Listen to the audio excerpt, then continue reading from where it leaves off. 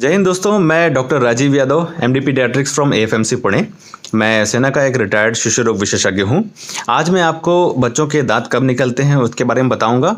दांत निकलते समय क्या क्या समस्याएं होती हैं वो बताऊंगा और उनके उपाय क्या हैं, ठीक है, उनसे कैसे बचा जाए। ठीक है, तो बच्चों के दांत के बारे में पहले आप जान लें कि बच्चों में हमारे शरीर में बेसिकली 20 दांत जो होते हैं वो दूध के दांत कहलाते हैं और जिनको टेम्पररी टीथ भी कहा जाता है, और 12 दांत ऐसे होते हैं जो परमानेंट टीथ होते हैं। तो शुरुआत में दूध के दांत निकलते हैं, टेम्पररी टीथ।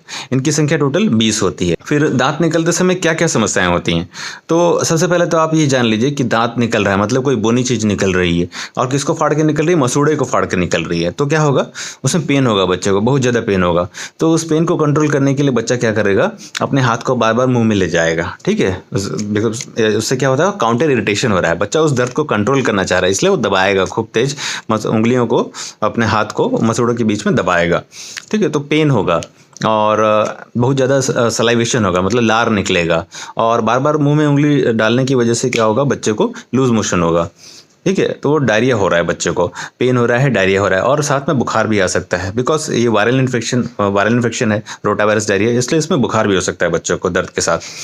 फिर लूज मोशन स्टार्ट हो जाएगा बच्चे को, हाँ, डायरिया स्टार्ट हो जाएगा। तो कैसे पता करें कि ये डायरिया मतलब घर में ट्रीट करने लायक है या इसके लिए फिर अस्पताल ले जाने की ज़रूरत है? अगर मान लीजिए बच्चा आप कुछ दे रहे हैं, पिला रहे हैं बच्चे को कुछ, और बच्चा ले रहा है, पी ले रहा है, मतलब ये घर में ट्रीट होने लायक डायरिया है। बट अगर बच्चा कुछ भी नहीं ले रहा है तो उसे निकटवर्ती शिशु रोग विशेषज्ञ को पक्का दिखाएं।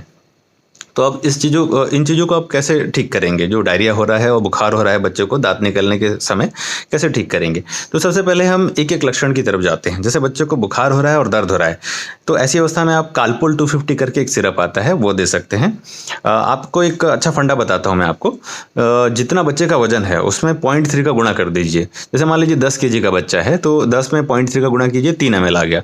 तो कालपोल 250 का आप 3 ml दे दीजिए बच्चे को। 3 ml आप 4 बार भी दे सकते हैं, हर 6 घंटे में दे सकते हैं। इससे बुखार और दर्द कम होगा बच्चे का। ठीक है, मतलब दांत निकलते समय जो दर्द होता है और बुखार होता है वो कंट्रोल हो जाएगा। फिर बच्चे को लूज मोशन हो रहा है, शरीर में पानी की कमी हो रही है, तो आप ORS दीजिए बच्चे को। ORS का एक पैकेट लीजिए, उसे 1 लीटर की पानी की बोतल में घोलिए, और जितना बच्चे का वजन है उसमें 10 का गुणा कर दीजिए। जैसे मान लीजिए बच्चे का वजन 10 किलो है, तो 10 में 10 का गुणा किए, कितना आया? 100 आया। तो बच्चे को आप 100 ml ORS जब बच्चा लूज मोशन करता है दे दीजिए। फिर क्या होता है, बार बार लूज मोशन की वजह से बच्चे के शरीर में कुछ पोषक तत्व और कुछ जो माइक्रो एलिमेंट्स होते हैं उनकी कमी हो जाती है। जैसे जिंक की कमी जाती है, तो जिंक की कमी को दूर करने के लिए आप एक सिरप आता है जिंकोनिया, जिसमें 5 ml में 20 मिलीग्राम जिंक होता है, एलिमेंटल जिंक लिखा रहता है। तो WHO प्रोटोकॉल के हिसाब से अगर बच्चा 6 महीने से कम का है तो आप उसे 2.5 ml जिंकोनिया सिरप देंगे दिन में एक बार 14 दिन तक। लेकिन अगर बच्चा 6 महीने से ऊपर का है तो आप उसे 5 ml दिन में एक बार 14 दिन के लिए देंगे। तो इससे क्या होगा, जो लूज मोशन की जो फ्रीक्वेंसी है, मतलब बार बार लूज मोशन का होना, वो थोड़ा कम हो जाएगा। जैसे मान लीजिए कि बच्चे को दिन भर में 6 से 8 बार लूज मोशन हो रहे थे, तो वो कम होकर 3 से 4 बार हो जाएंगे। और फिर आप बच्चे के पेट के जो हेल्दी बैक्टीरिया हैं उनको संतुलित करने के लिए आप उसको एंट्रोजर्मिना का एम्प्यूल दे सकते हैं। एंट्रोजर्मिना का एम्प्यूल आता है आपको, उसका ऊपर का जो ढक्कन होता है उसको तोड़ना होता है, और जो अंदर की जो दवाई होती है, तरल पदार्थ होता है, उसको बच्चे के मुंह के अंदर डाल देना है। ऐसा आप सुबह शाम कर सकते हैं 5 दिनों के लिए। तो इससे भी क्या होगा, जो लूज मोशन की फ्रिक्वेंसी और इंटेंसिटी है, मतलब बार बार लूज मोशन होना और उसका ज़्यादा मात्रा में होना, वो कंट्रोल हो जाएगा और बच्चा अच्छा महसूस करने लगेगा। बच्चे का चिड़चिड़ापन कम हो जाएगा, बच्चा खेलने लगेगा। आपने देखा होगा जब बच्चा डिहाइड्रेशन में रहता है तो उसकी मतलब एक्टिविटी कम हो जाती है, वो सुस्त दिखने लगता है, उसकी आंखों के नीचे गड्ढे पड़ने लगते हैं। मुंह में जब उंगली डालेंगे तो बच्चा शक नहीं करेगा, लार कम हो जाएगा।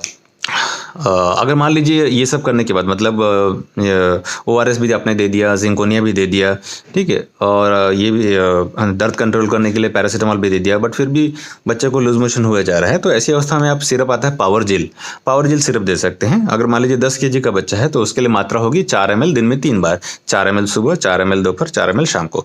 और ये याद रखिए कि आपको सिरप को अच्छे से शेक करके देना है, क्योंकि होता क्या है, हम गलती ये करते हैं कि सिरप लाते हैं और जल्दी में, क्योंकि आजकल तो समय है नहीं लोगों के पास, जल्दी हम एक चम्मच में उसके ढक्कन में नाप के 4 ml बच्चों को दे देते हैं। होता क्या है, ऊपर का पानी चला गया है, नीचे की दवाई रह गई है। तो ऐसी अवस्था में क्या होगा, बच्चा ठीक नहीं होगा। तो आप बिल्कुल ध्यान रखें, जिनमें भी सस्पेंशन लिखा रहता है उनको अच्छे से हिला के दें, और जितनी मात्रा है जो डॉक्टर ने आपको बताई है उतनी दें। और मान लीजिए बच्चा उल्टी कर रहा है, दांत निकलने के साथ साथ ये भी एक समस्या होती है कि बच्चा उल्टी करने लगता है डायरिया की वजह से।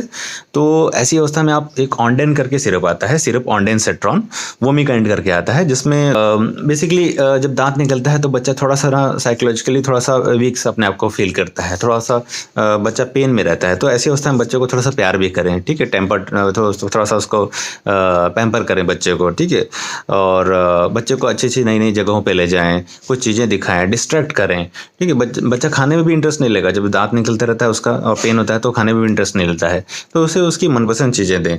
एक कटोरी में जैसे आपने खीर बनाई है बच्चे के लिए, तो उसमें क्या कीजिए, थोड़ा अट्रैक्ट करने के लिए काजू से उसकी एक वो मुँह बना दीजिए और 2 आँखें बना दीजिए किशमिश से, और एक जैम की एक छोटी सी बूंद डाल दीजिए उसमें, ताकि एक जोकर की तरह दिखे, थोड़ा अट्रैक्टिव दिखे, तो बच्चा खाने में इंटरेस्ट लेगा।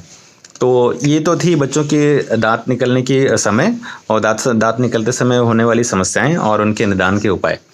तो अगले वीडियो में मैं आपसे फिर से मिलूंगा एक नई जानकारी के साथ। तब तक के लिए जय हिंद।